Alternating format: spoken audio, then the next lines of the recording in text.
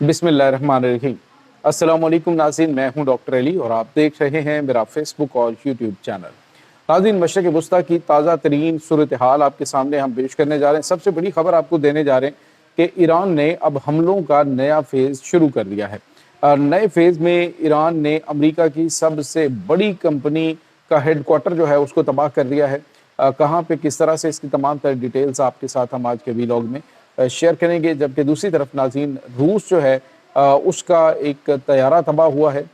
इसकी तमाम तर डिटेल, जबकि नाज़रीन एक और बड़ी और अहम तरीन डेवलपमेंट है और वो ये है कि पाकिस्तान पर अल्लाह ताला ने अपनी रहमतों के दरवाजे खोल दिए हैं। बड़ी बड़ी खुशखबरियाँ आ गई हैं। ये तमाम तर डिटेल्स आज के इस व्लॉग में आप जान पाएंगे।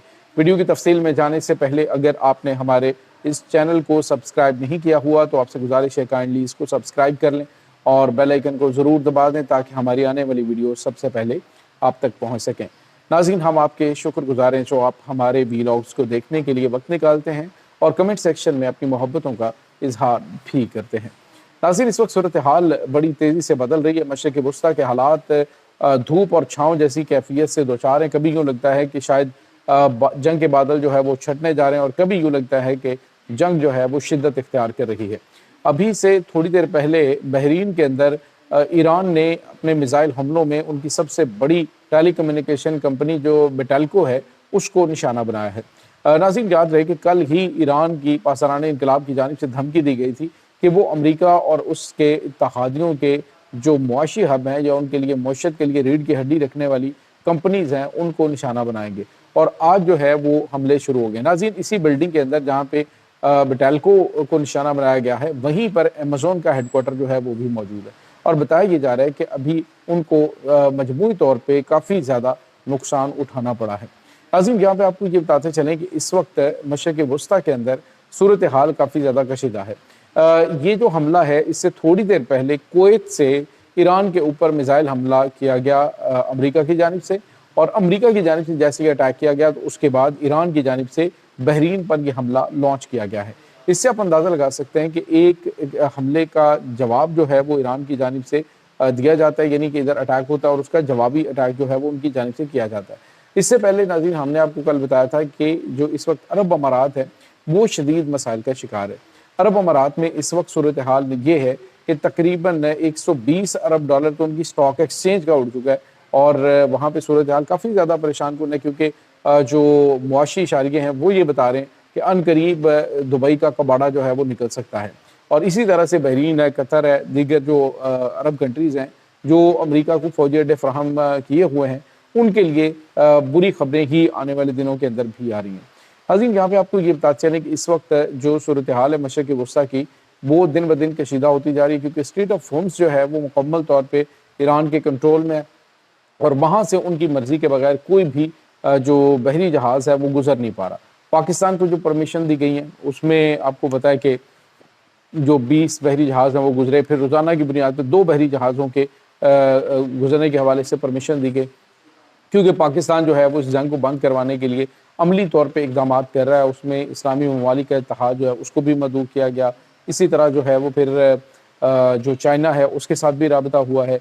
यानी पहले आप देखिए कि ईरान जो है वो मुज़ाकरात के लिए राज़ी नहीं हो रहा था, यहाँ तक कि मिस्र, तुर्की, सऊदी अरब के जो वज़राए ख़ारजा हैं वो पाकिस्तान आए और उसके बाद पाकिस्तान के जो वज़ीर ख़ारजा हैं वो चाइना पहुँचे हैं। फिर भी ईरान ने कहा जी कि हम बातचीत के लिए रेडी नहीं है। लेकिन उसके बाद क्या हुआ कि पाकिस्तान के जो सदर हैं वो ईरानी सफारत खाने में जाते हैं, पाकिस्तान के प्राइम मिनिस्टर जाते हैं और उसके बाद जो ईरान है उसको चाइना की जानिब से कॉल्स की जाती हैं और चाइना की ईरान को कॉल की जाती है और ईरान जो है वो फिर इस बात पे एग्री हो जाता है कि ठीक है हम बातचीत के लिए तैयार हैं। लेकिन उसके लिए ज़मानत जो है वो पाकिस्तान को और चाइना को देनी होगी। तो नाज़रीन, ये दूसरे लफ्ज़ों में आप यूँ कह लीजिए कि इस मुआहदे की जो रिस्पॉन्सिबिलिटी है कि ये फुलफ़िल होगा, इसकी अब ज़िम्मेदारी पाकिस्तान और चाइना पे होगी। ये किस किस्म की शराइत होंगी ये बहरहाल बड़ा अहम है। दूसरी तरफ नाज़रीन, आपको ये बताते चलें कि एक और अहम तरीन खबर है।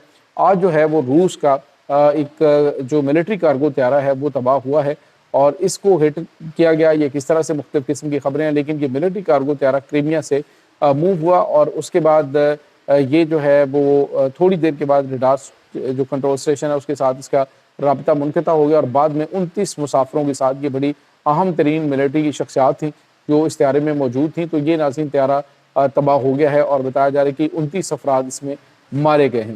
ناظرین یہاں پہ آپ کو یہ بتاتے چلیں کہ اس کے ساتھ ہی کچھ اور بھی ریومرز تھی، کہا جا رہا تھا کہ یوکرائن کی جانب سے اسے ہٹ کیا گیا، لیکن اس حوالے سے جو روس ہے اس نے تردید کی ہے۔ انہوں نے کہا کہ یہ ٹیکنیکل فالٹ کی وجہ سے طیارہ تباہ ہوا ہے۔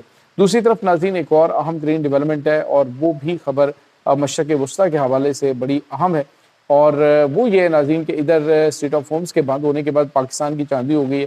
بڑے بحری جہاز ناظرین یہ پہلی مرتبہ ہے کہ بڑے بحری جہاز جو گوادر بندرگاہ ہے وہاں پر آ رہے ہیں، اور اسی طرح سے جو کراچی کی بندرگاہ ہے وہاں پر بھی بڑے پیمانے پہ یعنی پورٹ قاسم جو ہے، اور اس کے بعد وہاں پہ جو گوادر ہے وہاں پہ بحری ٹریفک میں بے تحاشا اضافہ ہو گیا، یعنی 2 دن کے اندر اتنی ٹریفک پاکستان کو ملی ہے کہ جتنی جو ہے وہ پورے 1 مہینے کے اندر آتی ہے۔ تو اب جو ہے وہ پاکستان کو زیادہ محفوظ اور قابل بھروسہ سمجھا جا رہا ہے۔ ناظرین اس پورے سیناریو کے اندر پاکستان کو کافی زیادہ فائدہ بھی ہو رہا ہے، اور پاکستان جو ہے وہ اس سے فائدہ اگر بھرپور طریقے سے اٹھاتا ہے کہ جب دنیا کے بڑے بڑے بحری جہاز اب گوادر بندرگاہ پہ پہنچ رہے ہیں، اس کا مطلب آپ سوچ سکتے ہیں کہ آنے والے دنوں کے اندر بہت بڑی بڑی خوشخبریاں پاکستان کو ملنے جا رہی ہیں، خاص طور پہ ٹریڈ کے حوالے سے۔ دوسری طرف ناظرین آپ کو یہ بھی بتاتے چلے اس وقت چائنا اور رشیا وہ بھی پاکستان پہ بے تحاشا اعتماد کر رہے ہیں کہ یہ جنگ بندی کے حوالے سے بھی کلیدی کردار ادا کرنے میں، اور دوسری طرف پاکستان جو ہے وہ بالکل واضح الفاظ میں امریکہ کے سامنے اپنا بھی موقف رکھے ہوئے ہے کہ جو بھی ہو جائے پاکستان جو ہے وہ نہیں چاہے گا کہ ایران کے اندر کوئی ان کی مرضی کے خلاف گورنمنٹ آئے، یعنی ایسی گورنمنٹ آئے جو کہ پرو امریکہ ہو یا پرو اسرائیل ہو، کیونکہ اس سے پاکستان کے لیے پاکستان کی سلامتی کے لیے خطرات بڑھ جائیں گے۔ اور ناظرین یہاں پہ آپ کو یہ بھی بتاتے چلیں کہ اس وقت جو صورتحال وہاں پہ بنی ہوئی ہے وہ یہ ہے کہ پاکستان بھرپور طریقے سے سفارتی طریقہ بھی اپنا رہا ہے، اور اپنا اثر و رسوخ جو ہے وہ بھی اس وقت بھرپور طریقے سے استعمال کر رہا ہے، جس کی وجہ سے پاکستان کی عالمی سطح پہ قدر میں کافی زیادہ اضافہ ہوا ہے۔ اور ناظرین یہاں پہ آپ کو یہ بتاتے چلیں کہ اب یہاں تک کہ جو عرب ملک ہیں اور دیگر جو ممالک ہیں وہ پاکستان کے ساتھ مل کر اس اہم ترین اسلامی اتحاد کا حصہ بننے کی جانب بڑھ رہے ہیں، اور کہہ رہے ہیں کہ ہم اس اتحاد کو جوائن کریں گے۔ اور یہاں پہ آپ کو یہ بھی بتاتے چلیں کہ اس وقت ترکی کے ایک بڑے باوصول ذرائع سے کہا گیا ہے کہ یہ جو میٹنگ ہوئی ہے اسلام آباد کے اندر، چونکہ اس کا اعلامیہ جاری نہیں کیا گیا، لیکن اس میں یہ ڈیسائیڈ ہو چکا ہے کہ ناٹو طرز کا اتحاد جو ہے اس کو لیڈ پاکستان کرے گا، اور اس کے بعد جتنے بھی ممالک ہیں جو اس میں شامل ہونے چاہیں گے اسلامی ممالک، وہ اپنا ایک مخصوص حصہ جو ہے اس فورس کو دیں گے جو کہ مسلم ممالک کی حفاظت کے لیے اپنی ڈیوٹی سر انجام دیں گی۔ تو ناظرین دوسرے لفظوں میں آپ یوں کہہ رہے ہیں کہ پاکستان کے عروج اور ترقی کا وہ دور شروع ہو چکا ہے جس کی اللہ کے ولیوں نے پریڈکشن کی تھی۔ یہ ناظرین اس وقت تازہ ترین اپڈیٹس ہیں اس تمام صورتحال کے بارے میں، آپ کا کیا کہنا ہے؟ کمنٹ سیکشن میں اپنے خیالات کا اظہار ضرور کیجیے گا۔ انشاءاللہ بہت جلد ملتے ہیں ایک نئی ویڈیو میں، تب تک کے لیے اپنا بہت سارا خیال رکھیے گا۔ اللہ حافظ۔